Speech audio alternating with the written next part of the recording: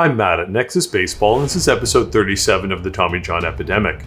This series is a YouTube read of content from the book Plague of the Gods, an outsider's perspective on baseball's Tommy John Epidemic, which is available now on Amazon. I decided to put this content on YouTube to make the material as accessible as possible. This series examines the science behind the most superhuman action the human body can produce, accelerating a baseball up to 100 miles per hour. Most people dislike anatomy. It is a complicated field with hundreds of Latin names and subtle interactions. Athletes understand the importance of their bones, muscles, and ligaments even if they can't name them all by heart.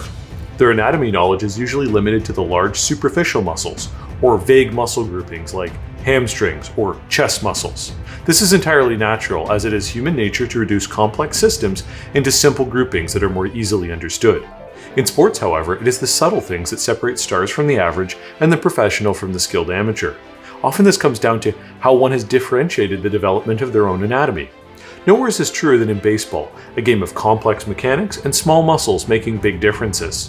One of the reasons pitching has remained so mysterious is that it runs contrary to virtually all the tenets of modern athletics. The need to have bigger muscles, be stronger, and have the accompanying look. The performance revolution moved quickly first from bodybuilding into football, and from there to baseball and other sports.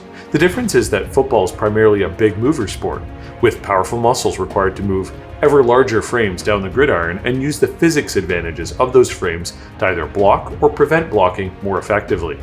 In baseball, a more subtle approach is required, as the goal of pitching isn't as much maximum force, but the consistent ability to develop force safely and efficiently by converting it into speed.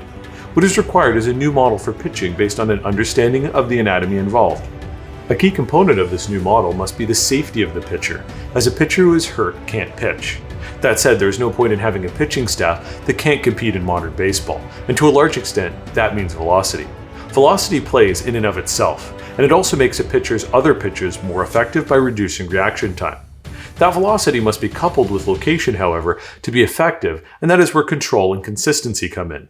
The harder a pitcher is capable of throwing, the better their muscular control must be to stabilize that motion, as the margin of error reduces. Effort isn't an issue if it is controlled. The difficulty is that the human body becomes more challenging to control as the exertion or stress level increases. We naturally want to flex more muscles and our breathing becomes irregular, as our flight or fight mechanisms take over. Our bodies stiffen to stabilize and bear weight or the potential impact of the exertion.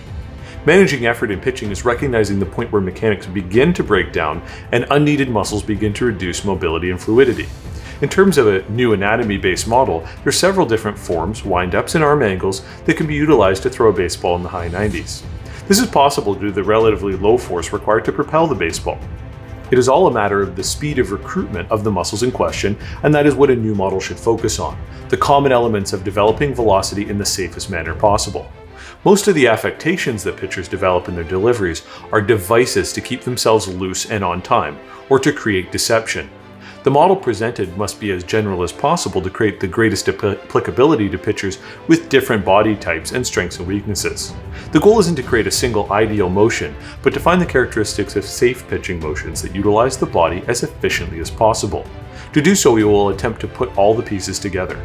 To do so, I believe it is important to look backwards before we look forwards. The original baseball throwers let their own natural mobility, through genetic laxity or scapular control, define their throwing motions. They did not train with weights and developed their velocity by playing the sport of baseball itself and through general athletic conditioning, such as running or playing other sports.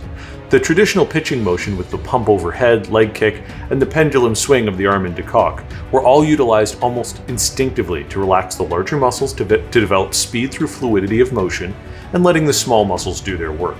For example, the use of the pump with the arms going overhead was thought to develop momentum towards the plate, when in actuality it allowed the pitcher to relax the upper trap muscles, stretch the lats, and upwardly move and tilt the scapulas, the shoulder blades. The result was a decrease in stability and an increase in range of motion, which allowed for the creation of easier velocity. It isn't that the pump must occur as part of the pitching motion, just that the result needs to be accomplished through muscular control one way or the other. Likewise, the leg kick results in the knee being level to or higher than the hip, keeping the balance on the back leg as the pitcher comes down the mound while engaging the core muscles to stabilize the torso.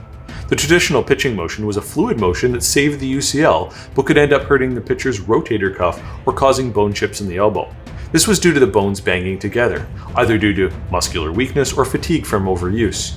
We now have the capability of merging fluidity of motion with muscular strength to create the best of both worlds. Fortunately, the science of human anatomy is evolving at a rapid rate, with scientists now better understanding how structures such as muscle fascias interact with the muscles and ligaments to provide rigidity and stability. Muscle fascias are a band or sheet of connective tissue similar to ligaments in composition, comprised mostly of collagen, that function to attach, stabilize, and separate the muscles and organs. If you look at a cut of meat, the fascias are the thin, tough white parts that cover and go through the muscle. Fascias have been recognized in anatomy since the beginning, but usually dismissed as passive tissues designed to reduce the friction of muscular force between adjoining muscle groups.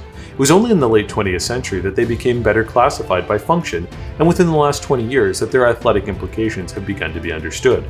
From an athletics perspective, fascias are important as they serve to provide muscles with stability, to either make their function more efficient or to prevent injury. To accomplish this, they can thicken and harden to provide rigidity.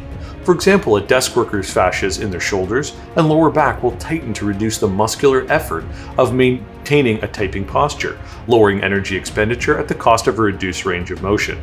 That is the wonderful part of the human body. It will always adapt the best it can to the stresses placed upon it. Likewise, in a heavy lifter, the fascias will also harden to provide greater stability against the immense pressures of lifting heavy weights.